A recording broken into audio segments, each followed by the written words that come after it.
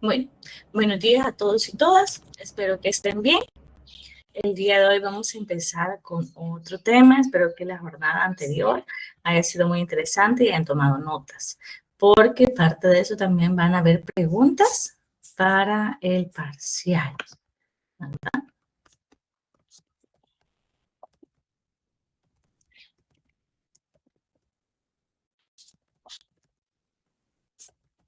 Muy bien. Entonces empezamos siguiente tema, que es el 1.4, relación del trabajo social con otras ciencias. El trabajo social como disciplina y profesión se nutre y enriquece de las aportaciones teóricas y prácticas de otras ciencias a lo largo de su historia. Su naturaleza es bastante integradora y le ha permitido construir su propio marco teórico y metodológico, derivado de su investigación y experiencia particular. A menudo se ha caracterizado como una tecnología social que aplica conocimientos científicos para fines prácticos, especialmente sintetizando los aportes de la sociología y la psicología. Un aspecto bastante fundamental en la comprensión del trabajo social es su reconocimiento como una interacción recursiva entre disciplinas y profesión, mientras que la sociología, la antropología o la psicología se han centrado tradicionalmente en la investigación para luego aplicar sus hallazgos. El trabajo social primero fue acción y a partir de ella ha desarrollado la investigación y la sistematización de sus aspectos metodológicos y conceptuales. Esta característica le otorga rasgos específicos que lo diferencian de otras ciencias sociales. El trabajo social ha de generar y definir inquietudes conceptuales y temáticas de investigación propias, no limitándose a recibir los conocimientos de otras ciencias. Además, se enfrenta al desafío de integrar amplios problemas sociales, económicos y políticos dentro de su teoría. Entonces, a partir de eso vamos a ver el 141, que son las disciplinas configuradoras del marco referencial de la profesión. Antropología, historia, medicina, los recursos y la política social, y la organización de la sociedad. Estos son los que vamos a estar viendo ahorita.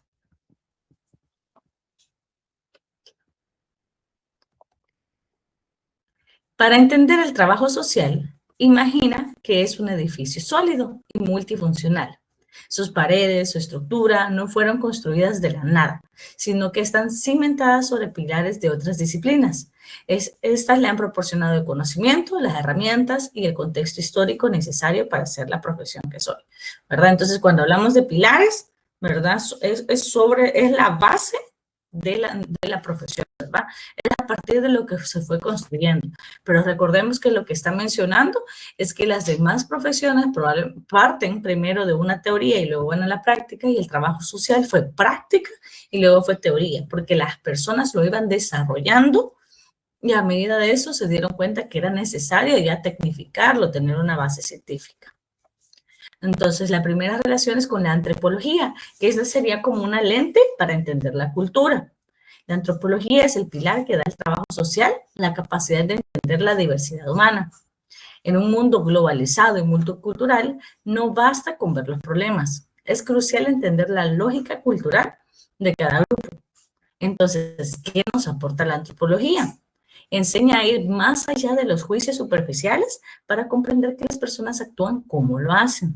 Aporta técnicas valiosas como la historia de vida, que es una herramienta que permite reconstruir la realidad de una persona o una comunidad desde su propia narrativa, ayudando a entender fenómenos complejos como la exclusión, el racismo y la migración. Entonces, lo principal de la antropología es comprender la diversidad humana, ¿verdad?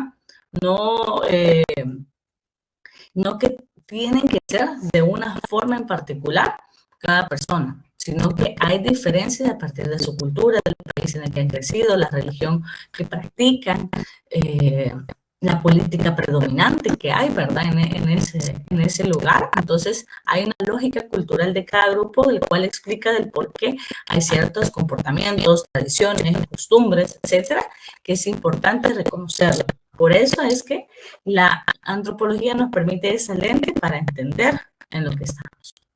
Luego, en la práctica, es la base para una intervención culturalmente competente. Ayuda a prever cómo un cambio o una ayuda externa puede impactar en las costumbres y las relaciones de una comunidad, ¿verdad? Y que por eso, ¿verdad? Esto en particular, a prever cómo un cambio o una ayuda externa puede impactar las costumbres y las relaciones, también es relevante porque en ocasiones yo no puedo poner en práctica un plan de acción, un plan de intervención si yo no comprendo la cultura de ese lugar. Una de las cosas más difíciles, por ejemplo, es cuando a los pueblos originarios se les quiere instalar electricidad, fuentes de agua potable, etcétera, ¿verdad? En otros países, principalmente porque aquí en El Salvador casi no tenemos, y sucede mucho de que el querer hacer eso, la gente no lo siente parte de su cultura y lo rechaza. Y todo el mundo empieza a decir, pero es que no quieren el desarrollo, etcétera, y les empiezan a juzgar. Pero las personas tienen sus propias costumbres y por lo tanto eso no viene a ser de utilidad para ellos y ellas. Primero tendrían que entender si realmente es una necesidad tener acceso a la electricidad, ¿verdad? Usualmente pues tienen acceso a la luz del día y para ellos y ellas puede ser suficiente. Pero es importante saber eso, ¿lo necesitan o no lo necesitan? Dialogarlo antes, y en dado caso, qué tanta electricidad requieren tener acceso. No va a ser como en todas las calles, todas las casas. Puede ser que algunas sí, puede ser que otras no, que digan más para una casa comunal, por ejemplo, etcétera. ¿Verdad? Entonces es importante primero comprender esa cultura para ver si es relevante lo que estamos planteando. En otra forma, ¿verdad? Si por ejemplo aquí, esto sí puede pasar aquí en el país, si vamos a desarrollar una capacitación y dentro de la metodología que yo tengo para el día, incluyo que van a bailar la Macarena, por ejemplo. Y resulta que estoy con varias personas de una religión en particular cuya religión no les permite bailar. Y la gente solo se queda seria, no participa, no actúa. Y yo estoy va de querer, tienen que bailar, pero su cultura, su religión no se los permite. Entonces, parte de nuestro trabajo es comprender esa cultura y hacer cambios y ajustes para que la gente no se sienta irrespetada. Luego el 2 es la historia, ¿verdad? Porque ahorita ya hablamos de la antropología, ahora vamos con la historia, y en este caso, en la historia, para que nos contribuya en el trabajo social, es que es otro pilar, y es la conciencia del pasado. Es imposible entender nuestros problemas de hoy sin conocer las raíces históricas que lo originaron. Entonces, ¿qué nos aporta la historia? Te ayuda a contextualizar tu práctica, al estudiar la historia de la acción social, vas a comprender mejor por qué ciertas instituciones o políticas fueron creadas, cuáles fueron sus éxitos y sus fracasos. Y te enseña a valorar los modelos del pasado, como las Settlement Houses, para analizar críticamente las estrategias actuales, ¿verdad? Entonces, a partir de esto es porque hemos venido estudiando desde la Revolución Industrial, Revolución Francesa y los diferentes momentos del surgimiento del trabajo social.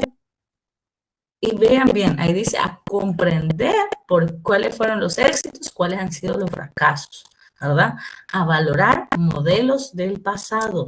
Pero lo principal es para analizar críticamente las estrategias actuales. La idea no solamente es conocer la historia, sino que yo tengo que aprender de la historia para que en la actualidad yo no repita los mismos fracasos, sino para que pueda ver qué funcionó, qué puedo mejorar y qué otro tipo de estrategias debo utilizar. Pero me permite también comprender por qué las personas son así hoy en día, ¿verdad? Porque en El Salvador, por ejemplo, hay tan pocas marchas hoy en día, ¿verdad? Hay, pero no se llenan tanto, probablemente porque la gente todavía recuerda una guerra en la que no quisiera volver a pasar, una guerra que pues dañó muchas familias, las separó, y el pueblo ya no quiere volver a eso. Exacto, un miedo, ¿y un miedo a qué? ¿Verdad? Incluso medio se mencionó en la clase pasada, que a estudiantes de la Universidad del Salvador obviamente los mataron, hubo la peor marcha en 1975, el 30 de julio, ¿verdad? Ustedes sabrán. Entonces, había estudiantes ahí que estaban protestando. ¿Por qué los estudiantes ya no salen a protestar tanto? Y ahí viene eso, el miedo, ¿verdad? Conocemos nuestra historia, sabemos lo que puede pasar y por eso ya no actuamos de la misma manera. Ahí vamos comprendiendo el porqué de la historia.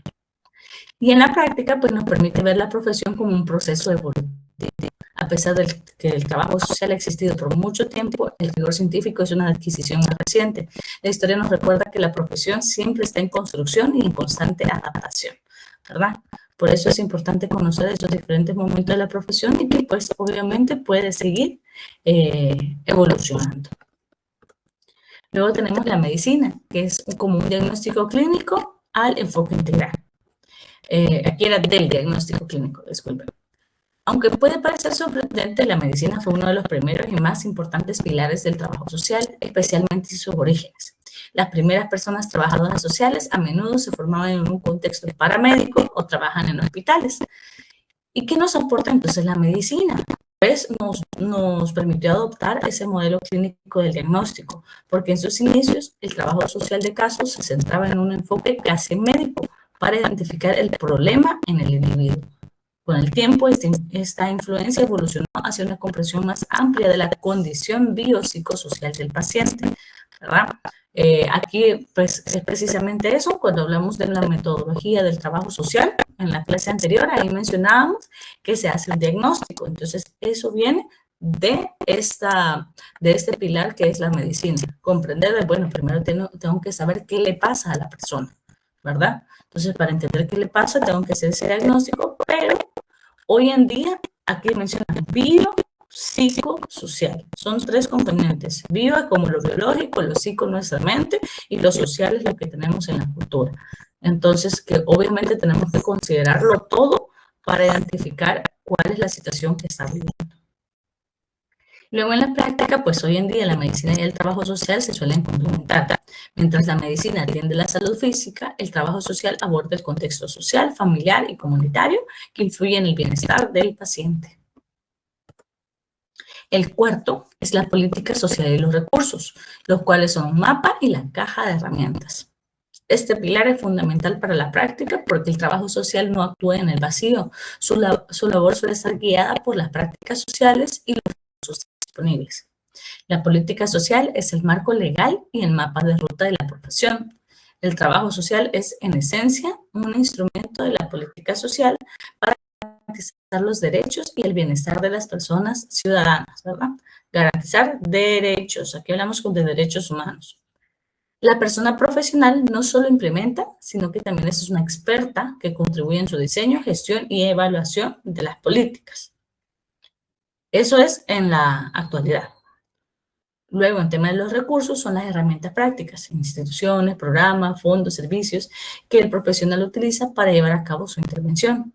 Una buena persona profesional de trabajo social no solo sabe identificarlos, sino que también los articula de manera estratégica para dar una respuesta efectiva a las necesidades de las personas. Y que aquí esto tiene que decir que al hacer una buena gestión de los recursos, yo tengo que saber dónde sí, dónde no, ¿verdad? Para poder distribuirlos y poder analizar qué tantos también poder ofrecer. En ocasiones uno puede ser suficiente, en otras tienen que ser más, en otras la comunidad tiene mayor capacidad de gestión y puede no necesitar que yo les dé recursos, solamente decirles tienen que ir a esta otra institución que los ofrece. Entonces puede ser diferente para cada uno. Hay otras que ya tienen recursos, las comunidades, y lo único que necesitan es saber cómo utilizarlos. Entonces, eso es conveniente, el poder identificar también los recursos que ya tienen en la comunidad, que ya tienen las personas, porque en ocasiones piensan que algo externo les va a ayudar, pero a veces también tienen algo interno que ya se puede aprovechar. Y es mejor que lo que ya existe, le saquemos ese provecho en lugar de estar buscando algo nuevo. El siguiente es la organización de la sociedad, que es un escenario de la acción social. Este pilar es el que da el contexto estructural a la profesión, la forma en que está organizada la sociedad, con sus sistemas económicos y políticos, y es el escenario donde el trabajo social actúa. ¿Qué nos aporta? Pues principalmente una visión crítica. La profesión surgió en el contexto del capitalismo industrial y su rol ha estado constantemente en tensión.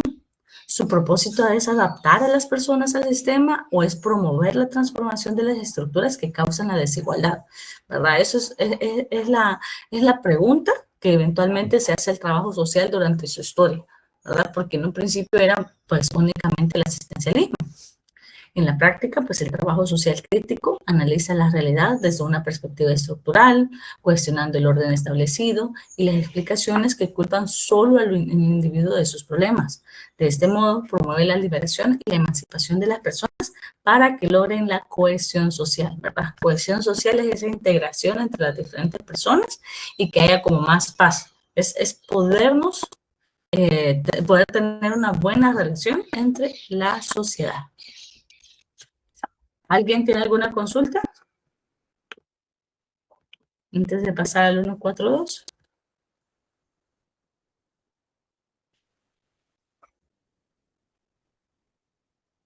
Okay. Luego pasamos, quiero ver. No, de acuerdo. Pasamos a las disciplinas que se relacionan con el trabajo social, principalmente esas ciencias del comportamiento en general, que es la psicología y la sociología. Acabamos de ver cómo las anteriores también han sido pilares, ¿verdad? Pero hoy cómo se relacionan. Eso es lo que vamos a ver. Estas dos principalmente.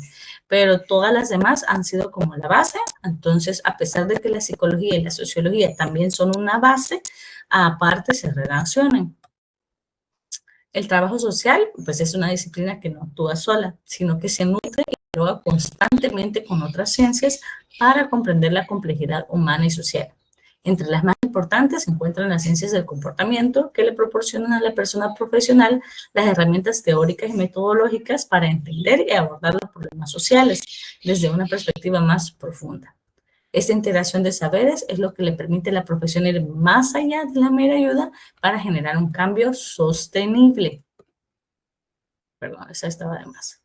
Entonces, aquí tenemos, es esta que es primero la psicología, es el pilar que nos contribuye a comprender al individuo. La psicología es la ciencia que explora el mundo interior del ser humano y su aporte al trabajo social. Es fundamental para comprender a la persona usuaria como un sujeto individual con una historia, motivaciones y emociones únicas. Nos proporciona un conjunto de conocimientos esenciales para entender los procesos cognitivos, las dinámicas de comunicación y las relaciones interpersonales, ¿verdad? Por eso es importante comprender esas relaciones y comprender a la misma persona. Por eso es que no, se relacionan, ¿verdad? Hay una relación en ese sentido porque los dos tratan de ver una situación del ser humano y el trabajo social pues también va comprendiendo una parte de ello y que necesita para ver las motivaciones, emociones que tiene la persona. Pues tenemos también como alguna aplicación de esos modelos psicológicos, como la influencia de la psicología ha permitido al trabajo social desarrollar y adaptar sus modelos de intervención que ofrecen un marco para la acción. Por ejemplo, el modelo psicodinámico está derivado del psicoanálisis y se centra en entender cómo las experiencias pasadas y el inconsciente de la persona influyen en el comportamiento actual, ¿verdad? Entonces, eso es importante también que nosotros y nosotras lo tengamos en cuenta. Y si se van fijando todo lo que vamos hablando, de eso tienen materias, ustedes en específico en la carrera. Hay materias de psicología social, psicopatología, historia, antropología, sociología, etcétera, que se tienen durante el pensum y es precisamente por todo esto que vamos hablando.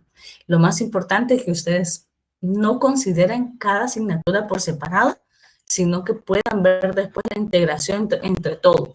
¿Por qué es importante que yo sepa la historia de El Salvador? ¿Por qué es importante que yo conozca sobre la antropología sociocultural? ¿Por qué es importante conocer de la psicología social? ¿Cómo todos estos conocimientos base los puedo yo agarrar para comprender mejor la sociedad y así mejorar mi práctica? Luego tenemos el modelo conductista, que se enfoca en la modificación de las conductas problemáticas, mientras que el modelo cognitivo busca cambiar los patrones de pensamiento distorsionados que afectan a la percepción de la realidad del usuario.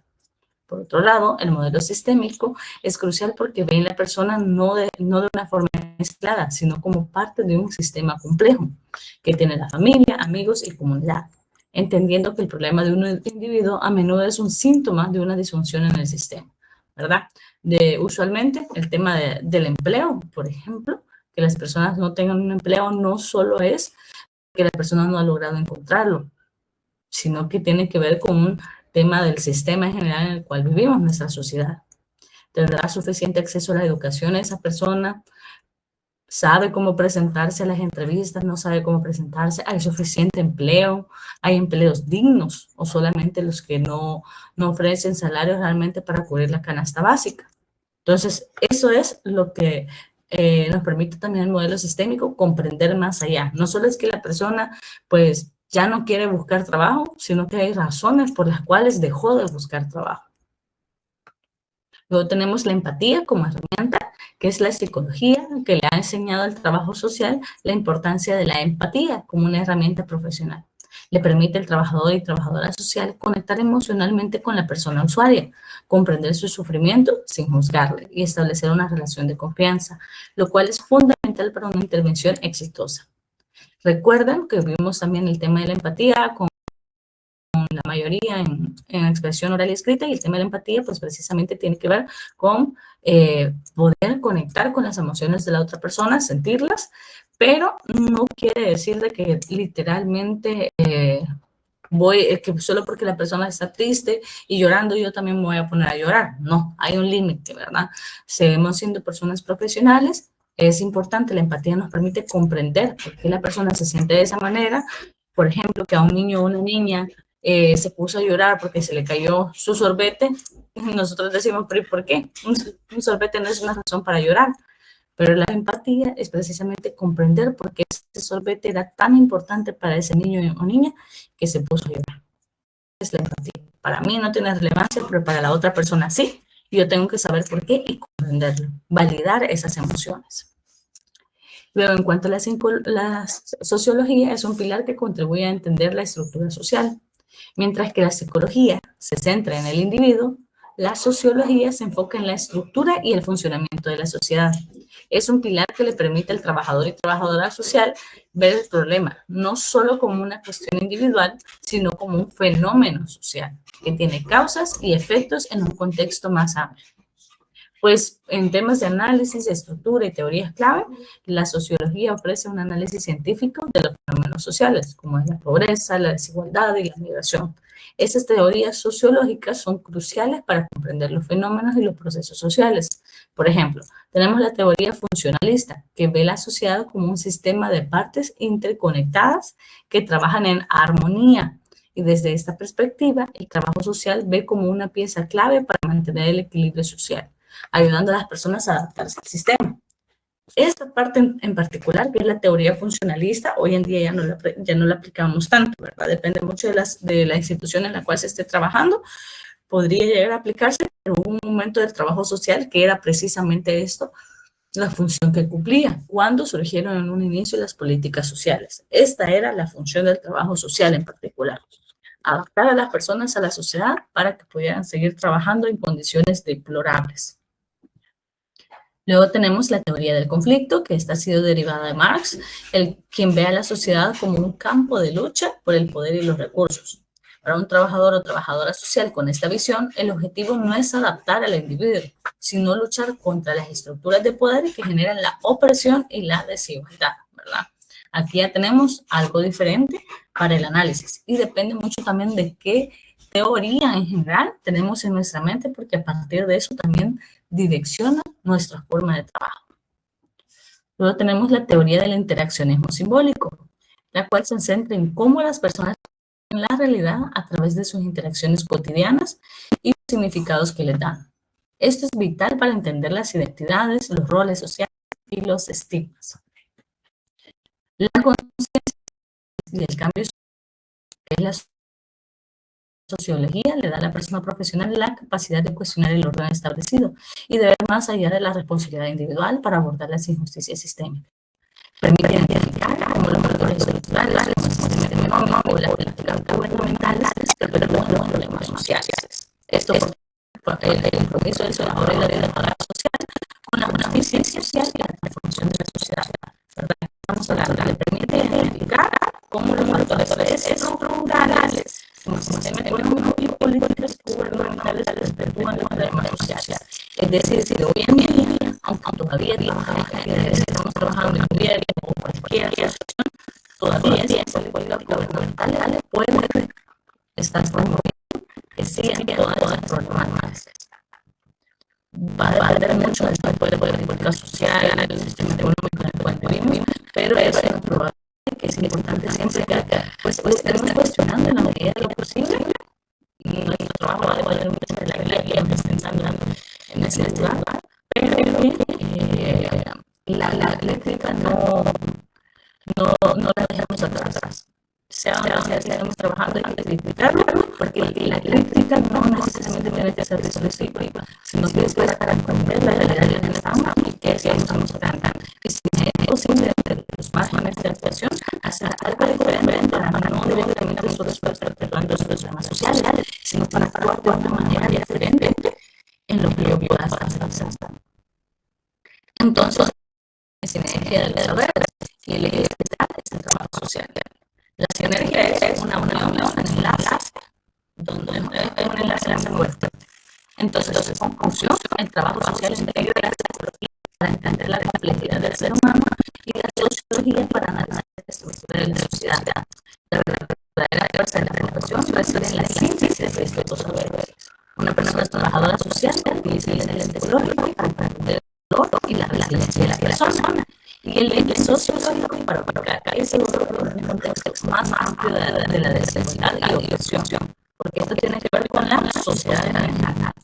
Esta visión dual es lo que lo permite no solo ofrecer soluciones individuales, sino también contribuir a la construcción de sociedades más justas y equitativas. Así que a partir de eso pasamos a las preguntas.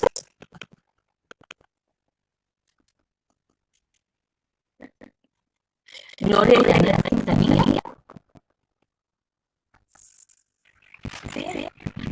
Buen día, Gloria.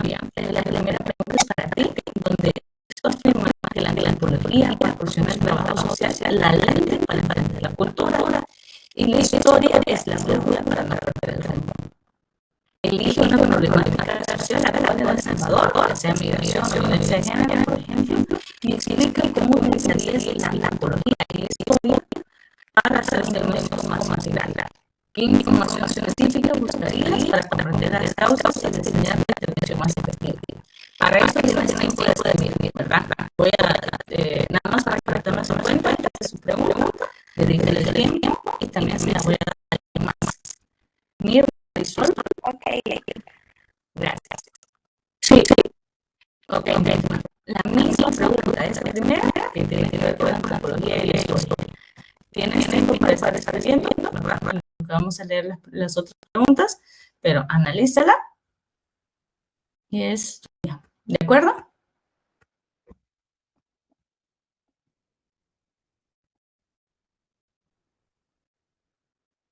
Luego vamos con Valeria. Quiero saber si estás ahí, Valeria.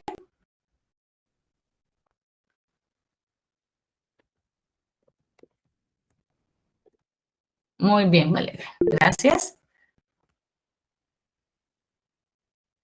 Te corresponde la pregunta 2. Tienes tiempo para escribir, igual que las demás personas, que es el trabajo social se nutre de la psicología para entender al individuo y de la sociología para analizar la estructura social. A partir de esta dualidad, reflexiona, ¿qué pasaría si una persona trabajadora social solo utiliza la psicología para abordar el problema de la pobreza extrema? ¿Por qué esto va a ser insuficiente? Y por el contrario, ¿qué riesgo existe si una persona profesional se enfoca en las estructuras sociales sin comprender la dimensión psicológica de las personas afectadas? Así que tienes tiempo para analizarlo, para pensarlo y escribe ahí lo que opines para responder esta pregunta 2. Gracias, Valeria. Y me avisas si tienes alguna consulta tú.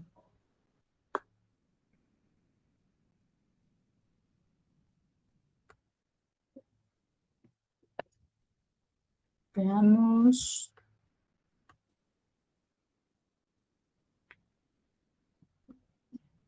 Hazel.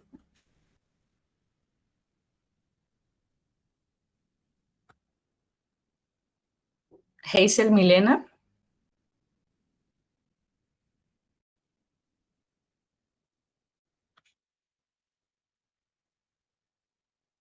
Ok.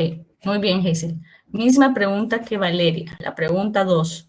Léela y escribe tu análisis al respecto.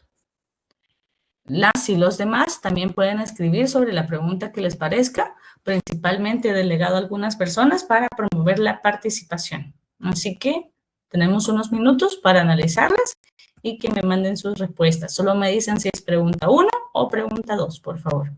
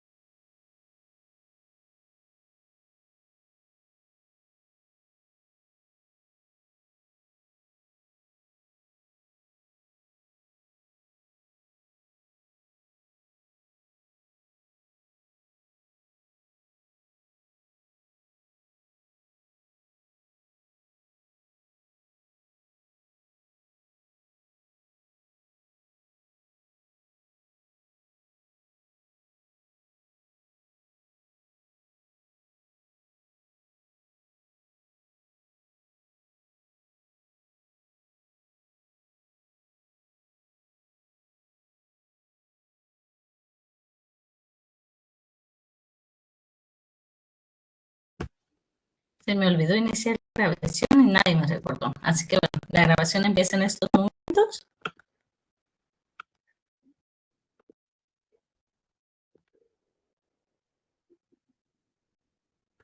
Ahí está. Adelante, Carlos.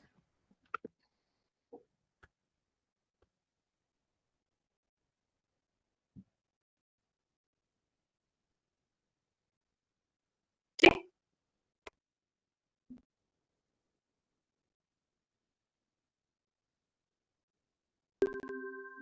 Ujú,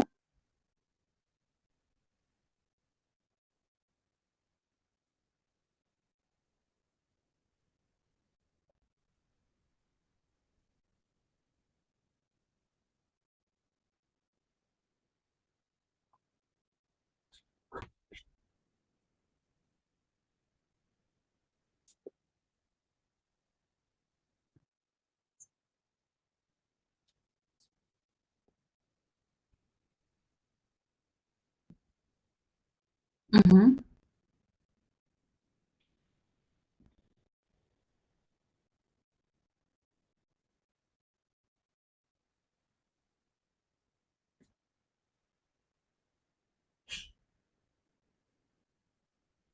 Ujú.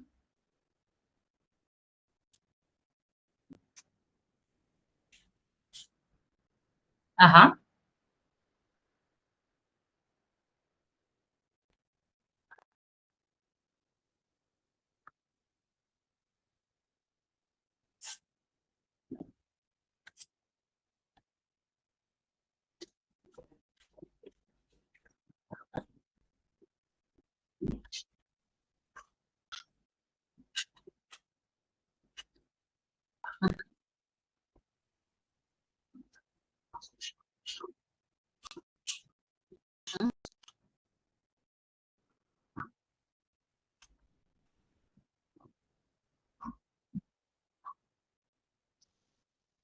Ujú.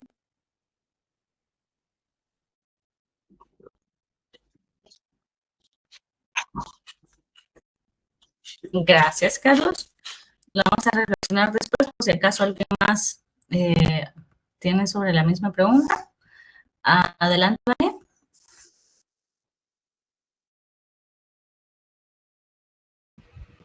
Buenos días, licenciada. Sí, yo quería dar mi aporte acerca sobre la segunda pregunta o reflexión. Pues la pregunta dice que si el trabajador social pues se nutre de la psicología para entender al individuo y de la sociología para poder analizar la estructura social. Pienso que, y la pregunta dice que si el trabajador, la trabajadora o trabajador social solo utilizará la psicología para abordar un problema de extrema pobreza, ¿por qué sería insuficiente? Ahora bien, es insuficiente porque eso no resolvería sus problemas, digamos, sociales o socioeconómicos, no sería como algo concreto que pudiese darle un aporte positivo a esta persona, al individuo. La psicología es importante porque, como ahí muy bien lo dice, ¿verdad? Es para entender, ¿verdad? Al individuo, sus emociones, quizá cómo está sintiéndose en ese momento de necesidades, ¿verdad? Tanto como la sociología, pues esa sí siento yo que sería ya algo como más profundo. Sería como al inicio de lo que hablábamos sobre la revolución industrial, que al principio solamente era como una ayuda de calidad. Entonces era solamente para suplir necesidades momentáneas de las personas. Eh, en eso digamos que aplicaría como un poco la psicología, porque era solamente ver o tener una reacción de las personas de un momento de tranquilidad, ¿verdad? Y de saber que tenían en ese momento podría decirse la ayuda necesaria en ese momento. Pero luego se fue viendo que no era solamente algo momentáneo, sino que ya era algo más profundo, algo mucho más social, ¿verdad?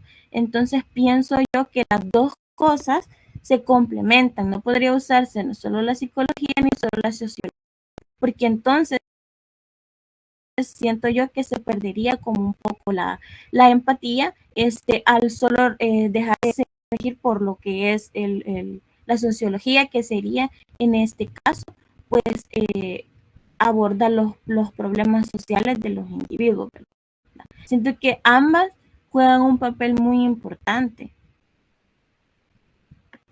Muy bien, gracias, Ivania. Antes de pasar a Marta, leo la respuesta de Yancy, que dice, abordar las problemáticas como trabajadores sociales con diferentes enfoques es importante porque nos ayuda a poder comprender de una manera más amplia el problema o la raíz del problema, brindando mejores resultados por su amplio análisis, ya que cada ciencia nos enriquece de diferentes maneras como trabajadores y trabajadoras sociales. Mirna, que es a quien también le había delegado la pregunta, dice que para ella sería el machismo y que se debe de analizar los patrones culturales y las creencias del machismo, la desigualdad y la normalización de la violencia contra la mujer. Sí. De acuerdo a Stephanie, ¿quién había levantado la mano? Marisol, no me acuerdo quién fue.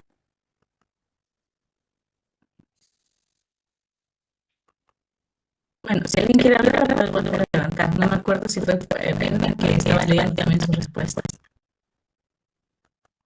Yo quisiera opinar y Sí,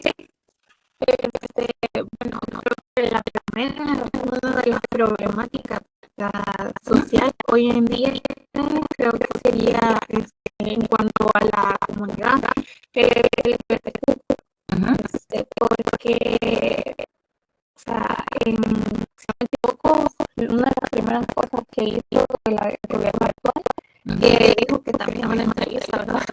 Dijo que lo consideraran a él como un ente aliado, ¿verdad? Entonces, sí, fue completamente falso, porque en el 2019, si no me equivoco, eliminó varias políticas que se habían logrado a la comunidad para poder apoyarla, ¿verdad? Y todo eso. Siento que una de las problemáticas sociales que se ha venido como arrastrando con los años, y en lugar de que ya se haya logrado llegar a un punto, ¿verdad?, donde por lo menos se estaba buscando abrir camino, ¿verdad? Entonces esa puerta se fue cerrada, y creo que esa sería una de las problemáticas sociales más grandes en el país, pues, porque la verdad es que no tienen nada legal que las puede, que esa comunidad puede abocar, porque están completamente desprotegidos, y eso hace que muchas situaciones o personas pasen encima de sus y vulneran los derechos de esa comunidad específica, ¿verdad? Entonces yo creo que eso sería muy importante. Okay. Solamente haría yo de preguntarte, Marta Alicia, ¿en qué de esa parte, dónde está tu enfoque antropológico y cuál es el enfoque histórico dentro de eso? Nada más para que lo aclares, ¿verdad? Yo puedo comprenderlo del análisis, pero necesito que tú lo aclares. ¿Dónde utilizaste la antropología para entender la cultura y la historia? Pues en cuanto a la historia, bueno, creo que eso, como decía, ¿verdad? O sea, es un problema que se viene arrastrando. Entonces, porque, bueno, en el contexto histórico, este tipo de, no sé cómo llamarlo, no sé si será correcto, no sé, bueno, voy a seguirme refiriendo a ellos como una comunidad. Sí. Había un contexto histórico en el sentido de que ellos antes eran catalogados como que tenían problemas mentales, o también se sacó de los trastornos mentales, del manual de los trastornos mentales de M, creo que se llama. Sí, se sacaron bastante, por ejemplo, las personas lesbianas, los homosexuales, todo ese tipo eran considerados trastornos mentales. Entonces eso creo que sirvió, y todo el maltrato que hubo en determinado momento, sirvió para que no se cometieran ese tipo de abusos, porque se llegó a la conclusión de que no podía, que nada más eran, ¿cómo se diría? Ay, no me acuerdo la palabra. No eran problemas mentales, no era algo que los hacía ser así, simple y sencillamente eran como, se podría decir. Entonces, históricamente, eso nos ayudó a poner un alto, ¿verdad? Entonces, hasta aquí, ya basta de este tipo de comportamientos o de situaciones. Y en cuanto a lo antropológico, creo que nos enseñó como que empezar a analizar nuestros propios juicios, o sea, nuestros propios sesgos, se puede decir, ¿verdad? Entonces, para poder salir de ahí, entonces nos hizo como preguntarnos qué tan relevante es mi posición, o qué tan justa sea. Entonces, esto sería mi conclusión. No sé si creo que vale mucho. Solo es aprender a ordenar las ideas, pero dice una buena reflexión. Ok, gracias. Luego Damaris opina respecto a la pregunta 1, la aceptación de las decisiones, las de gobierno, de la antropología, lo viera como porque trataría de entender por qué la cultura de décadas anteriores en ver el tipo de pensamiento y formas de cómo ver la ayuda del Estado hacia su población y del lado de la historia, cómo los conflictos políticos han dañado a los pobladores del país, que les permiten no criticar o ver más allá de las decisiones que toman por el tipo o el contexto que han desarrollado a lo largo de su vida. Eso respecto a las políticas de gobierno. Gloria, respecto a la pregunta 1, sobre la problemática de la migración, la antropología y la historia nos ayuda a comprender la migración. En la historia podemos ver que desde la guerra las personas migraron por la falta de oportunidad económica y la antropología nos ayuda a entender que la migración no solo es económico, sino que es cultural e histórico. Valeria piensa que si una trabajadora social solo usara la psicología para entender la pobreza extrema, se quedaría corta, porque sí entendería las emociones, la conducta, cómo se siente la persona, pero no vería todo lo que hay detrás, como la falta de empleo, las injusticias por otro lado. Y si solo se enfocara en la sociología y dejara fuera la parte emocional, también estaría incompleta, porque una persona que vive la pobreza no solo necesita comida o trabajo. Gracias. Hazel, también sobre la pregunta 2. Si una trabajadora social solo usara la psicología para tratar, digamos, un caso de pobreza extrema, se quedaría corta porque la pobreza no solo es un tema de cómo piensa o se sienta la persona. También tiene que ver con la falta de oportunidades, la desigualdad, la educación y el trabajo. Y ahora bien, si solo se ve desde la sociología y se piensa en estructuras y tomar en cuenta lo psicológico, también habría problemas porque las personas no solo son estadísticas. Carlos dice que se le escapó mencionar que en el área psicológica ha permitido superar todos estos y mencionar los pensamientos que mencionó, ¿verdad?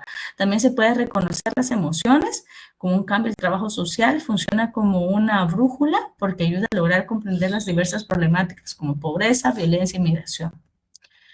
Para Valeria, en su opinión, el trabajo social necesita las dos cositas, tanto entender a la persona por dentro como analizar lo que pasa por fuera en su entorno. Solo así podemos hacer un trabajo más completo y dice ayudar, pero recordemos, Valeria, no usamos la palabra ayudar.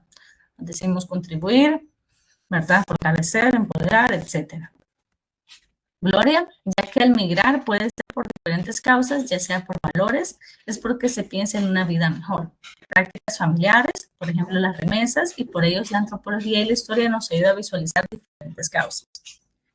Tania dice que apoyando el comentario de Marta, cree que es necesaria la psicología, dado que la comunidad sufre mucho mentalmente por temas de aceptación, bullying, y la sociedad es necesaria llevarlo en la mano para poder ayudar a la comunidad. Gracias a todos y todas por sus comentarios. Ahora en este momento me voy a quedar con el comentario de Tania y de Marta y que lo estoy enlazando con la otra pregunta, ¿verdad?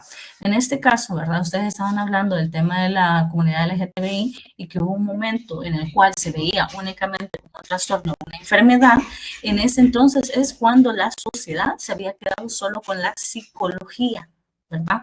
Por eso ese análisis estaba haciendo únicamente desde un punto de vista psicológico y por lo tanto estaba normado entre los libros de la psicología. Por eso es que sí era una enfermedad. Estaba catalogado, tenía sus diferentes síntomas porque se veía de esa manera. Por eso es que, ¿verdad? Bueno, obviamente podemos en aquel entonces, como no se veía nada de contexto social, ¿verdad? Antropológico, etcétera, ¿verdad? Era solo desde el punto de vista psicológico, ahí es que se entendía como una enfermedad. Hoy en día, la psicología puede contribuir, ¿verdad? Más bien a la aceptación, ¿verdad? Autoaceptación de la persona, porque en ocasiones por bullying, por nuestra cultura, etcétera, puede no autoaceptarse la persona. Pero la antropología contribuyó mucho a entender que el tema de la heterosexualidad, bisexualidad, etcétera, no era una enfermedad, sino que hay culturas en particular, incluso en las cuales es algo celebrado y bueno, que dependiendo dentro de lo que va pasando durante los años, se puede hacer algún tipo de rito, hay algo en particular, etcétera, que sucede y que no es visto desde un punto de vista de enfermedad, ¿no? Entonces la antropología dice, bueno, no, esto no necesariamente es una enfermedad, está pasando en diferentes diferentes contextos y no hay un virus, no hay algo, ¿verdad? Una bacteria que llegue, que te contagie, sino más bien un tipo de situación, nada más que ve la persona y que es diferente y ya. No quiere decir que es normal, que es anormal, no, solamente es un gusto diferente, ¿verdad? Digamos en ese sentido, y que por eso es importante que las diferentes problemáticas las veamos en diferentes sentidos. Es importante, ¿verdad? Que también, por ejemplo, en temas de migración, bueno, creo que Tania va a aportar a lo mismo. Adelante, Tania. Sí, buenos días, Liz. Sí, es que, bueno, pues, como usted dijo, eso lleva mucha historia, ¿verdad? Igual Marta lo dijo.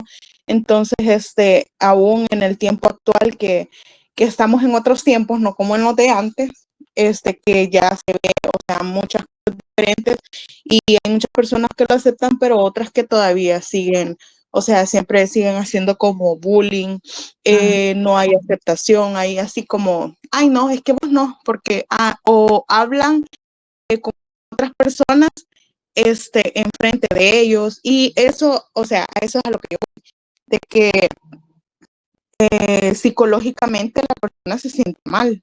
Entonces, pienso que como trabajadora social, cuando hay un problema, se tiene que llevar de la mano a la psicóloga o psicólogo, porque, bueno, más que todo cuando son problemas,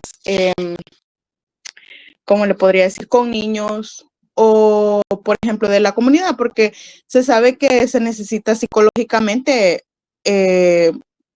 no sé si es ayuda, porque en psicología no sé cómo se le podría decir, Atención, pero bueno, right.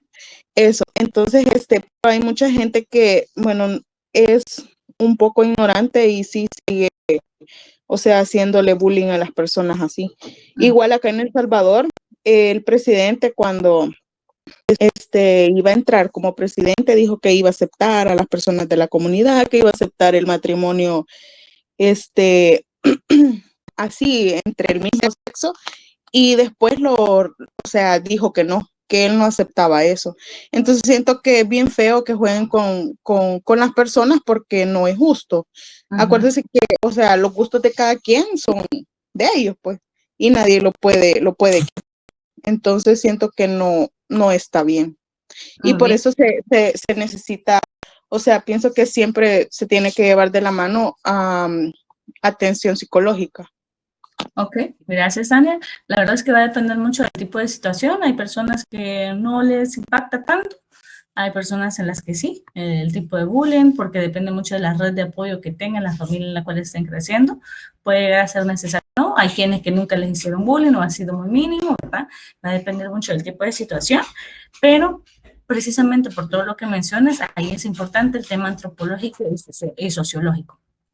El antropológico para comprender que esa es nuestra cultura latinoamericana. No me voy solo a la salvadoreña, sino latinoamericana, predominantemente patriarcal y machista, en el cual un hombre que le interese a otro hombre es visto como un poco hombre, ¿verdad? Donde una mujer que le interese a otra mujer solo es visto desde el punto de vista masculino, desde el deseo, que es algo conveniente para ellos, no para nosotros, ¿verdad?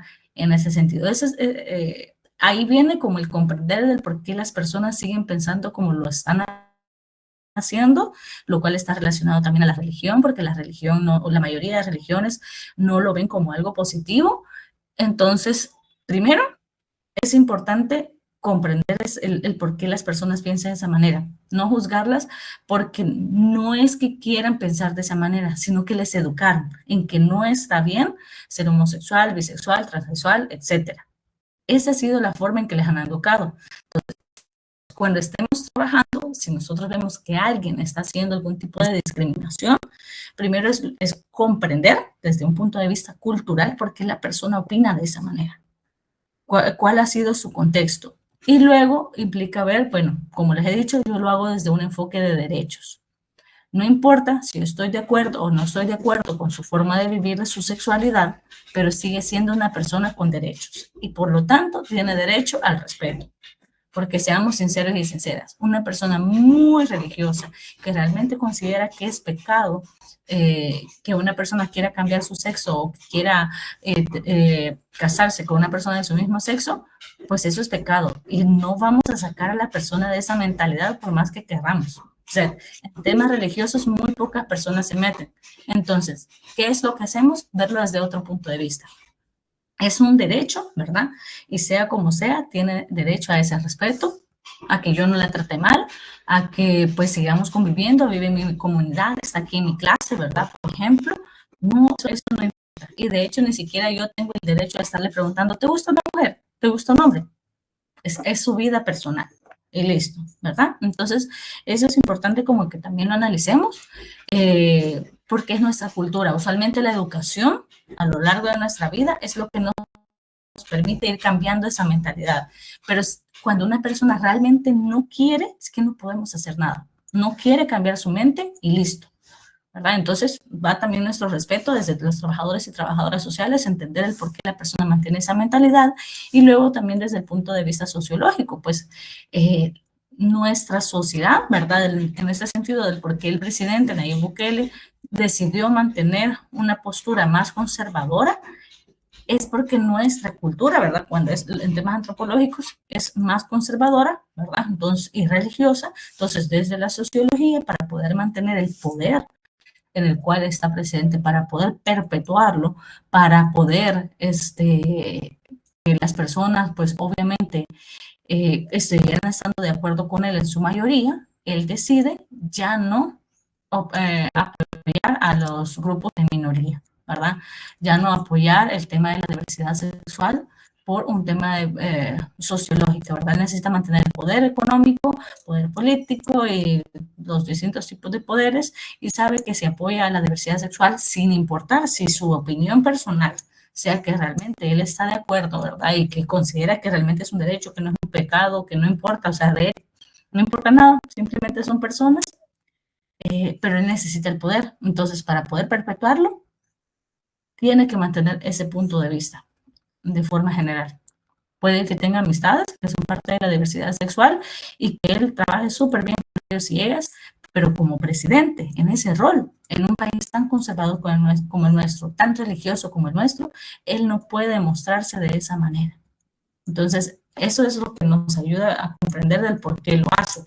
No está bien, aclaro, fue correcto una forma de jugar con las personas y en diferentes cosas, porque incluso él dijo que iba a abrir otras universidades, las ha abierto, y pues incluso le está cortando el presupuesto a la Universidad de El Salvador, o sea, hizo varios tipos de promesas, pero eso es lo que nos debe enseñar a nosotros y a nosotros como población en general. Cualquiera en una situación de campaña política va a hacer promesas incumplidas, ¿verdad? Va a hacer promesas que solamente quiere para ganar votos. Por ahí está el tema de la población en general, en exigir, ¿verdad? En seguir todo lo que está realizando para que, pues, ocurra esas promesas o obviamente no volver a votar por esa persona porque nos dimos cuenta que, pues, en lugar de solamente, bueno, no pudo cumplirla, sino que se fue totalmente por el otro lado, ¿verdad? Porque hemos tenido presidentes que nos dicen cualquier cosa, sí, voy a agrandar voy a hacer más grande la Universidad de El Salvador. Puede ser, todo el mundo lo dice, no lo han logrado, pero resulta de que solamente no lo logró. En cambio, hablar del tema de la comunidad LGBTI, él dijo que la iba a apoyar y se va por el otro lado, ¿verdad? Totalmente. Entonces, eso no solamente es utilitarista, ¿verdad? Sino que también es que es demasiado discriminatorio y jugar con las personas, lo que están diciendo ustedes. Entonces, ahí es importante verlo. Bueno, no solo cumplió una promesa, sino que incluso le echó tierra, ¿verdad? A lo que ya estábamos trabajando. Y así como dice Tania, pues sí, las personas políticas en campaña, pues nos van a decir muchas cosas. Solamente lo que queremos escuchar y tenemos que saber cómo juzgarlo. Vamos a avanzar porque tengo otras preguntas, pero esta sí. Vamos a ver entonces a manos alzadas quienes quieren responder, porque son parecidas. Esta no es necesario darles tanto tiempo para escribir, porque la primera es, ¿qué riesgos entonces, a partir de todo lo que hemos estado reflexionando, existen cuando un trabajador o trabajadora social aborda un problema y se enfoca únicamente en un diagnóstico individual, ¿verdad? Que es la influencia de la medicina, pero no está abordando causas estructurales. O cuando solamente ve causas estructurales, pero no ve su situación individual. ¿Qué riesgos existen en ese momento? ¿Alguien que quiera opinar? Si no, Arlene, Naomi.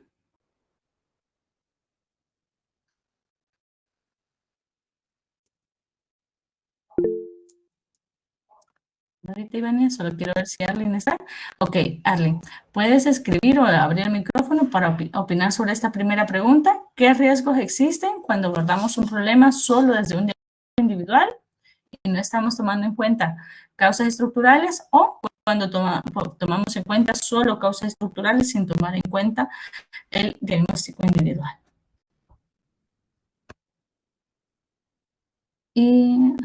Ok, y como nos vas a escribir, mientras tanto, Ivania, ¿puedes darnos tus comentarios? Pues, según comprendo la pregunta, no sé si me equivoco, por decir algún ejemplo, supongamos que ahí dice que se centra únicamente en el diagnóstico individual. Por ejemplo, cuando uno va a un hospital, ¿verdad? Y busca la ayuda de un trabajador o trabajadora social, digamos que ella solo se enfoca o él en el problema de que hay la cirugía o algo, pero no indaga más o no hay como una investigación más a profundidad de su contexto social, de su contexto económico. O sea, sí un poco, pero solamente de la persona, ¿verdad? Entonces no se da como esa investigación o un estudio de la familia o por qué está teniendo ese tipo de problemática, ¿verdad? Y ahí dice que o solamente en las causas estructurales, o sea, solamente se está enfocando, me imagino yo, en cómo solventarle su problema de la cirugía, más no saber si la persona en casa tiene los medios suficientes para los cuidados o comprar medicina. No sé, eso pienso yo, ¿verdad? Ok, gracias. Adelante, Carlos.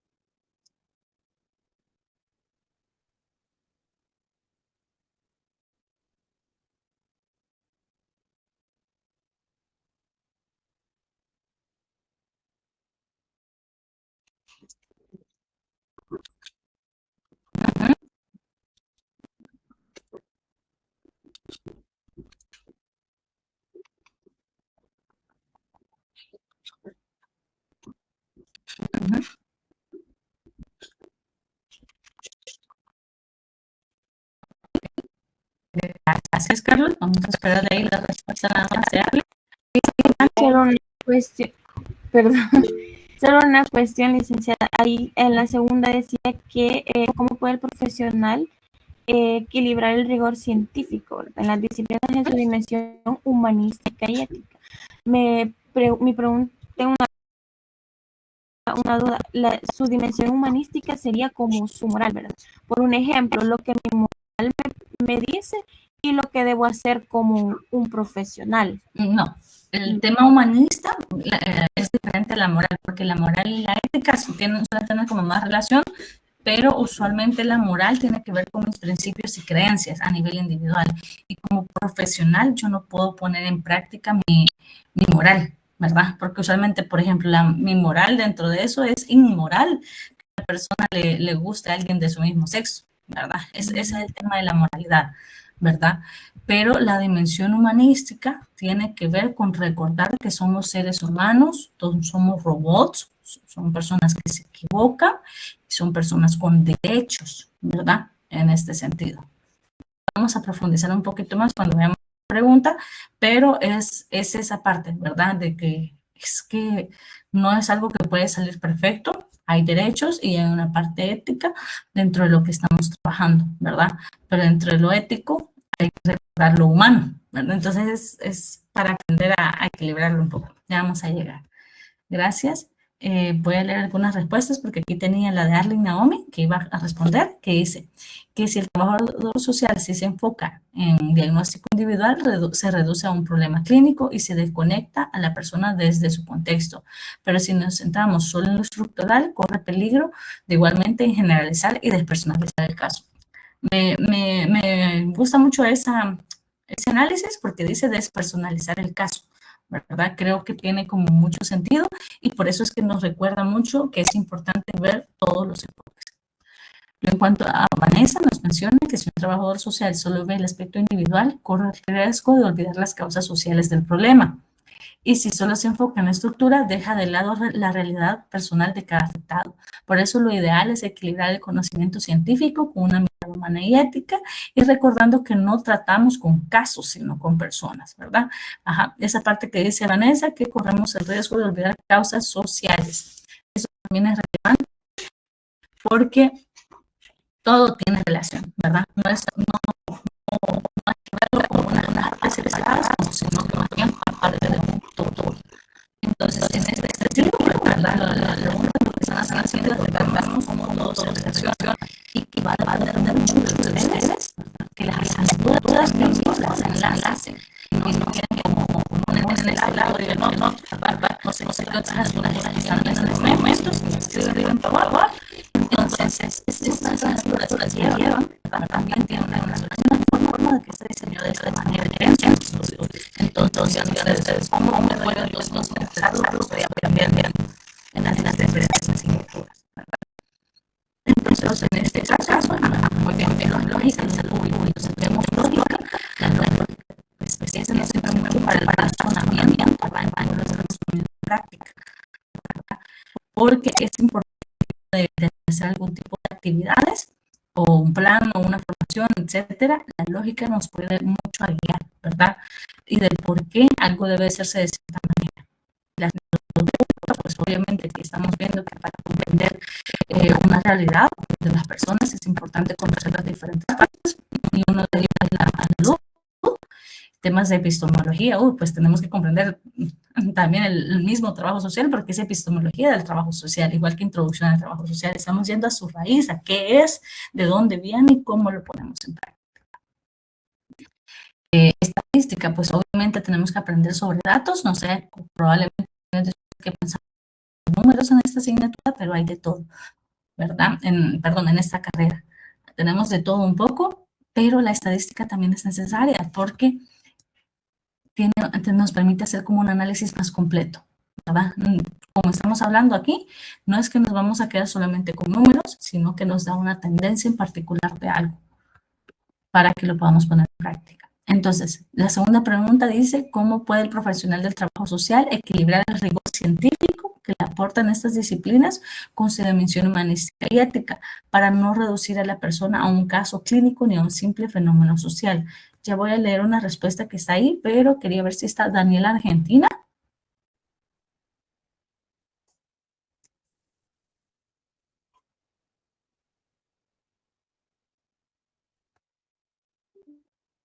Daniela Argentina.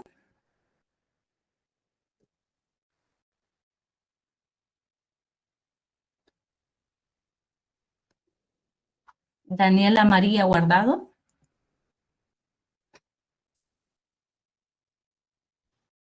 Sí. Muy bien, Daniela. Piense también esta segunda pregunta y me das tu respuesta. No sé ahorita si se te ocurre algo de cómo puede el trabajo social equilibrar ese rigor científico con que le aporta las disciplinas que ya hablamos anteriormente con su dimensión más humanística y ética. Si quiere, déjeme organizar ideas. Ok, muy bien. Y me levantas la mano después para que ya sepa que estás listo. En eso, Carlos nos dice, en la segunda pregunta, ¿podrías hacer aquellas personas que son víctimas de violencia? La parte científica le permite llevar un registro, en cambio la medicina solo ve una parte física y emocional. Esperamos a Daniela María. Me avisan también si hay alguien más que quiera opinar de esta segunda.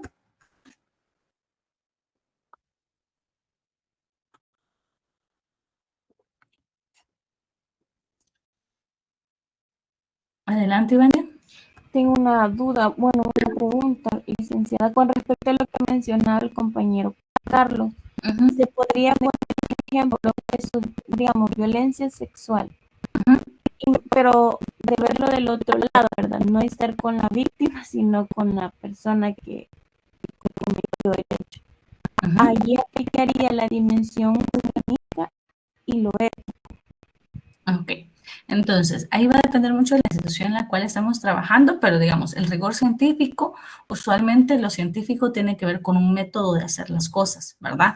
Estamos hablando en nuestro caso, tiene que ver con un diagnóstico, un análisis de la situación, poner en práctica, elaborar un plan de tratamiento, a realizar la intervención, la evaluación, el cierre. Ese es el método científico. Ya tenemos como un para hacer las cosas, ¿verdad? A partir de eso partimos y luego a partir de esto, ¿cómo las equilibramos con esa dimensión humanística y ética? Entonces, primero, puede ser un tema de violencia sexual, ¿verdad? Nuestro rigor científico, me pongo a hacer el análisis. Ahorita solamente para hacer como muy bien el ejemplo, principalmente se me ocurren algunos programas de televisión donde van a eso, se ponen a hacer ese análisis de las personas que son victimarias, ¿verdad? Que son precisamente las que agredan y empiezan a hacer ese análisis científico, ¿verdad? Hacen un diagnóstico, ven qué es lo que está pasando, por qué sucedió, analizan la situación, hacen preguntas, le hacen también pruebas psicológicas aparte, o sea, se hace como diferentes cosas. Dentro de ellos se ve que la persona ni siquiera tiene un remordimiento, no siente ningún remordimiento, no considera que haya hecho algo al respecto, etcétera. ¿Y qué sucede? Desde nuestro punto de vista ya más humano, ¿verdad? Yo considero de que también, pues, el dolor es grande, ¿verdad? ¿Cómo le pudo haber hecho, digamos, un abuso sexual a una niña de 9 años, para poner un ejemplo como más doloroso?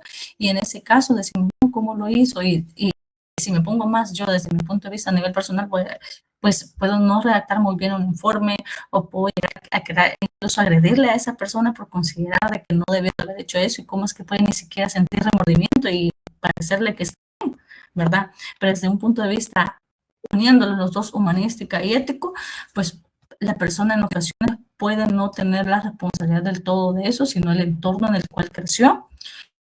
Lo ético es que obviamente no le haga daño a esa persona, aunque le haya hecho daño a alguien más. Lo ético es que yo me mantengo dentro de mi profesión, elaboro los reportes hasta donde me hayan pedido, en mi caso, y probablemente yo pueda dar algún tipo de plan de tratamiento, pero todos los estudios que hemos realizado me están denotando de que aunque ponga en práctica un plan de tratamiento, esa persona es probable que no modifique su conducta. Entonces, al no modificar su conducta, eso quiere decir que probablemente sí deba de estar arrestada, ¿verdad? O que debe de estar en un centro de temas de salud mental, ¿verdad? Pero que es un peligro para la sociedad y por lo tanto yo no recomiendo que esa persona quede en libertad, ¿verdad? Entonces ahí vamos a ese sentido. Porque quiere decir que la liberen, que pues ya la población en general está bien enojada y ustedes saben de que hay lugares en el mundo donde la misma comunidad toma la justicia por sus manos y lo matan, ¿verdad? Entonces, pero desde un punto de vista más ético, mi trabajo es esto, yo no voy a decir, no, sí puede quedar libre, no, yo tengo que saber lo que debo mantener. Daniela. Pues con respecto a la segunda pregunta que me pidió. Según yo, podríamos decir que el trabajador social va a equilibrar, por así decirlo, lo científico con esa dimensión humanística y ética, reconociendo, por así decirlo, lo que cada persona es. O sea, porque recordemos que, no me acuerdo en qué materia fue que dijeron eso, que los seres son un sujeto único y a la vez necesitan ser un ser social. Entonces yo siento que las herramientas científicas, por así decirlo, o sea, lo que usted estaba diciendo de estadística, biología, antropología y todas esas lógicas, van a ayudar como a analizar y sobre todo comprender como objetivamente esas problemáticas sociales. O sea, nos van a ayudar a identificar patrones, soluciones, las causas estructurales y todo eso. Y por el otro lado, vamos a tener eso del compromiso ético, que nos va a ayudar a ver más allá de como esos datos, sino reconocer a la persona como lo que es, su dignidad, la historia y todas esas cosas. Entonces yo pienso que todo esto en conjunto va a implicar que nosotros como trabajadores sociales no solo veamos a alguien como un caso clínico y no lo vamos a diagnosticar como un simple fenómeno social, sino que lo vamos a ver más como un ser integral. Entonces, el objetivo, yo pienso que se va a elegir el objetivo. El equilibrio se podría lograr cuando el conocimiento científico se va a convertir en un instrumento, por así decirlo, para que nosotros podamos trabajar al servicio de la justicia, sí, la justicia social y sobre todo la empatía. Entonces, no sé si resumido, creo yo que quedaría más o menos como que el garantizaría o nos ayudaría a plantear las cosas desde la objetividad, y la dimensión humanística y ética pues nos va a ayudar a no reducir a la persona a un número o una cosa, por así decirlo. Yeah. Gracias, Ángela. Adelante, Manuela. Ok, con respecto a la pregunta 1, dice, ¿qué riesgos existen cuando un trabajador da un problema? Se enfoca únicamente en el diagnóstico individual, influencia de la medicina. Eso sería como que solo un trabajador social investiga un tema o un caso, pero cae en un error porque no solo se tiene que enfocar en uno, se tiene que enfocar en dos, porque tanto la medicina como la sociología tienen algo común. Por ejemplo, me llega una persona con, digamos, que tiene el virus de inmunodeficiencia humana. Sí, vaya. El inmunodeficiencia humana no solo se debe tratar desde el ámbito clínico, sino que también de la sociología, como la sociedad lo interpreta o algo así. Las cosas estructurales, pues, porque no solo es, porque si la persona me dice, me están criminando en el hospital por tener eso, ¿verdad? Porque antes se creía de que las personas que tenían esa condición, ese virus de transmisión sexual,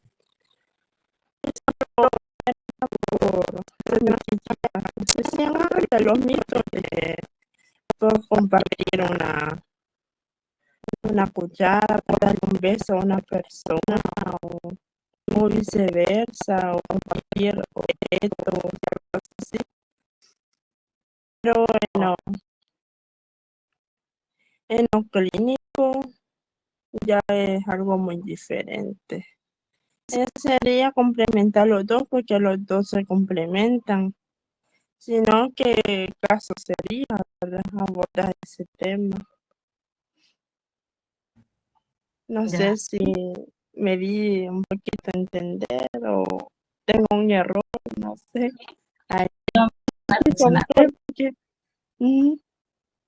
Muy bien, gracias. No me acuerdo si había leído el comentario de Damaris para complementar, que dice: una trabajadora social debe equilibrar el rigor científico al complementarse de las dos disciplinas antes mencionadas, no separarlas, debe ser más objetivo significativos e integrales en una intervención.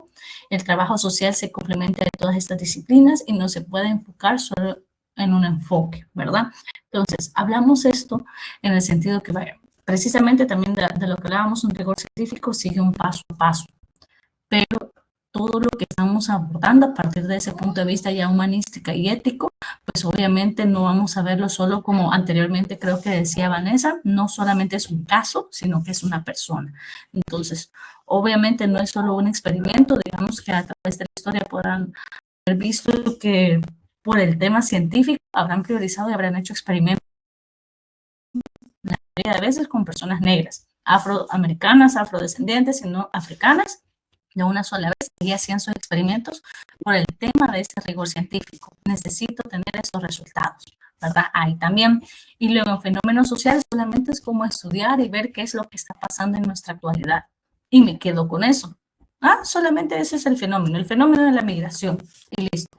Pero es que la idea es vincularlo, ¿verdad? Cómo ver esta situación que está sucediendo en todo su entorno y adicionalmente cómo podemos hacer algo para contribuir. Que también en este sentido podamos ver que hay algún tipo de tratamiento, algún tipo de plan de intervención, quizás algún derecho que la persona desconoce que tiene y que debería conocer, comprender, ¿verdad? O sea, hay diferentes tipos de situaciones. Lo principal que deben de recordar a partir de esta visión humanística y ética es eso que decía Vanessa. No son simplemente casos y son personas. Y al ser personas, ahí hay una diferencia. No es lo mismo que yo trate a Verónica, que trate a Daniela, que trate a Ivania, a que trate a Tania, a que trate a Carlos, a que trate a Eric, ¿verdad? Pueden estar viviendo la misma situación, pero cada persona es un caso diferente. En este sentido, lo nombramos caso, quiere decir porque necesitamos en ocasiones también numerarlo. Aquí tengo yo 52 personas presentes, 51, sin contarme a mí y sin contar a Ana, son 50 estudiantes.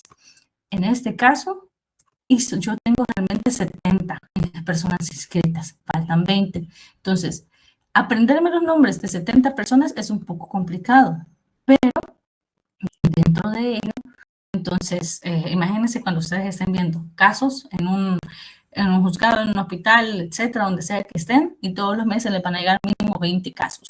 Aprenderse todos los nombres en ocasiones es difícil, lo vamos a tratar, porque es muy relevante llamar a la persona por su nombre o llevar siempre el expediente y revisar el nombre para poder llamarle de esa manera a la persona, pero esa es la parte humanística, pero luego recordar eso, aunque tengan la misma enfermedad, la situación que viven, el contexto que viven es diferente y por lo tanto el tratamiento va a ser diferente. El trato también que yo les puedo dar es diferente. Una persona puede tener una familia que le apoya, que le contribuye, que le va a cuidar, pero la otra persona no. Entonces, mi recomendación puede ser que a esta persona sí le den de alta porque tiene una red de apoyo, pero la otra persona no, porque no tiene una red de apoyo que contribuya a que su salud mejore. Entonces, todo eso es lo que se debe de considerar, ¿verdad? Desde este punto de vista más humanístico y ético en el sentido de que debemos de mantener lo que es lo correcto, ¿verdad? ¿Qué es lo mejor que debo de realizar para esta situación? ¿Alguien tiene alguna consulta, comentario? No sé, ¿me he dado a entender?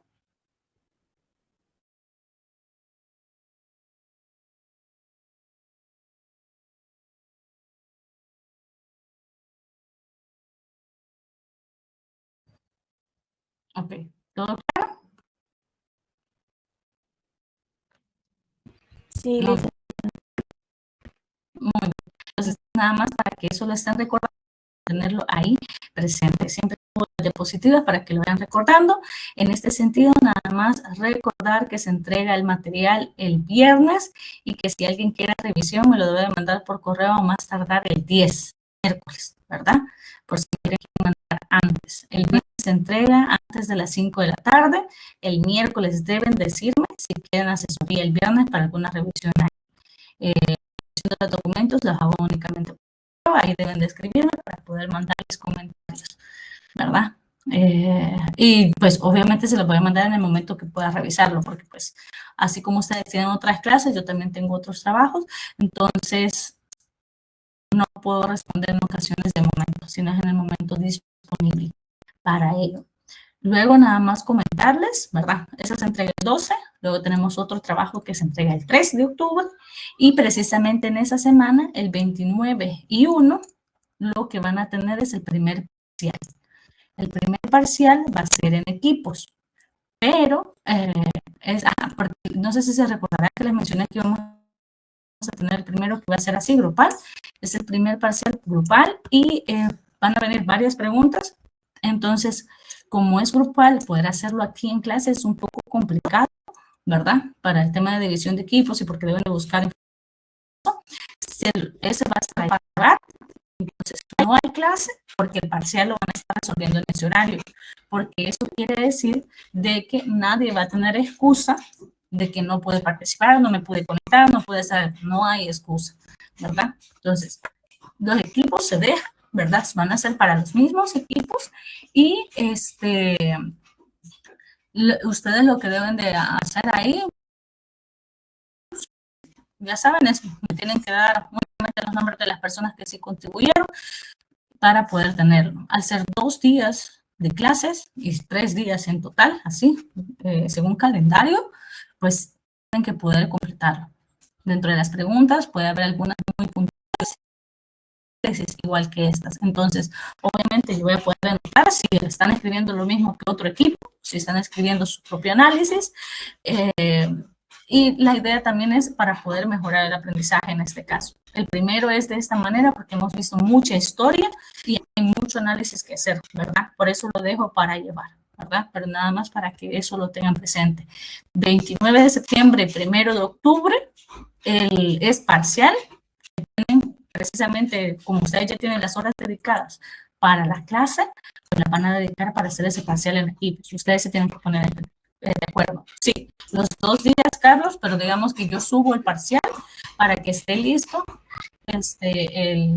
a partir del 29. Ahí voy a subir yo las indicaciones temprano para que ustedes lo vean. Son los 2 días porque requiere un poco de análisis y creo que puede ser un poco complicado. Solamente les doy 2 horas, ¿verdad? Del primer día. Entonces van a tener el otro para que puedan terminar de ponerse de acuerdo. 29 y 1, ¿verdad? Y para que tampoco no haya excusa que por el parcial no pudieron avanzar en el trabajo que se entrega el 3. Adelante, Vania. Dijo el 20, parcial. 29 29. y primero. 29 de septiembre y 1 de octubre. Ah, vaya. Gracias, licenciada. Ajá. Entonces, para que todos y todas ya saben, le avisen a sus compañeros y compañeras de equipo que no se conecten para que esos días estén presentes, para que ustedes se pongan de acuerdo para poder responder, ¿verdad? Entonces, a eso es lo que nos vamos a dedicar para yo no dividir aquí los equipos, porque probablemente necesitan su computadora aparte, etcétera, para información, redactar. Entonces, sí que la virtualidad a veces lo complica, si no lo hubiéramos hecho en persona y hubiera sido diferente. Ok, listo. Adelante, Vania. Una consulta más, licenciada. Es que, bueno, yo a la asesoría pasada no me conecté, pero con respecto a lo del 3 de octubre ya dio indicaciones. El 3 de octubre las indicaciones están en el campus virtual. Siempre busquen ustedes porque cuando la primera vez que les mencioné, ahí están. Gracias. Ya está dividido en todo, que siempre busquen, lleguen a esa semana. Muy bien. Listo. ¿Comentarios el día de hoy? Ok, entonces con eso, ¿sí, Tania? Pero para hacer la actividad de 3 siempre serían los mismos equipos, ¿verdad? Así es, mantenemos los mismos equipos para todo el ciclo. Vaya, gracias. Muy bien. Gracias entonces y que tengan un feliz día. Nos escuchamos el día miércoles. Gracias. Adiós, Lick. Adiós, Lick. Adiós.